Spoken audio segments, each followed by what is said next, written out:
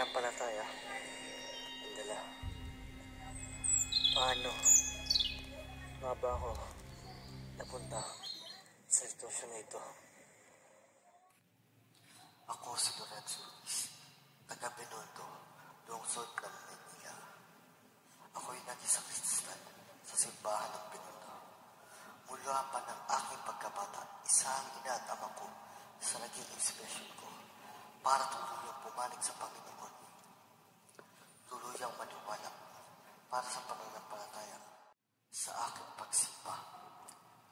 Kasama ko ang aking mga kaibigan para sa pamahagian at turuan ng bagay na dapat tularan. Isa rin sa pagkakaibigan naging daan ko para ako'y bigyan ng tsansa ng bawat taong nalilitaw ng landas para sa toong pagbabago. Noong ako'y nagsisimple sa simbahan, ay nakilala ko si Rosario. Si Rosario na naging kasintahan at asawa ko. Simple ngunit masaya ang naging pamumuhay hanggang sa dumating ang pangyayaring hindi inaasahan.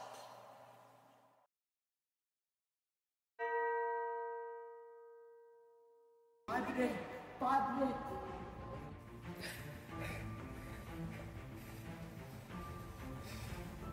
Oh, iho, anong nangyari? Sila ba ay kanina ako? Pakiusap po, tulungan po ninyo ako na nagkahanap ako ng mga gwardiya ko siya. Pasok ko ng ayos nito.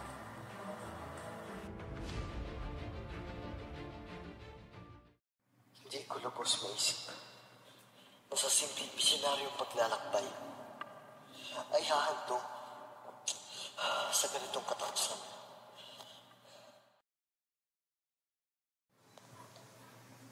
Hindi nagtagal ay may bumisitang kaparehan sa amin. Sila daw ay maglalayag bilang isang misyonaryo papuntang ibadyong dagat. Hanggang sa dumating si Lorenzo Ruiz. Padre, Lorenzo, nais mo bang sumama sa kanilang pagdalaya? Maaari po, Padre. Maaari. Maraming salamat. Kung gayon, pasok muna tayo upang makapaganda.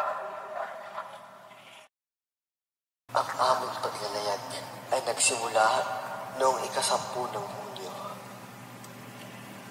Ngunit sa aming pagdaong sa pantalan ay agad kaming binihag ng mga hapon. Nang dahil sa aming pananampalataya at paniniwala, kami ay kanulong, pinahirapan, kinalagkad ng walang pakundangan. Sobrang hirap at sobrang nakakaawa. Nang dahil sa pananampalataya at paniniwala, ay merong magwawakas ang buhay. Buhay na magwawakas nang dahil sa kasamaang pinagtitibay. Hanggang sa Shinko o sutereba inoshi wa suku wareru kami no tame nishi no kahogo wa deketa imasu ka nante 3 年のことでしょう。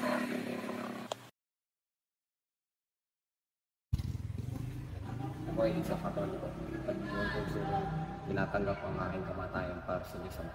Magkaroon lamang ako na libong buhay, ay iaalay ko lahat para sa Kanya.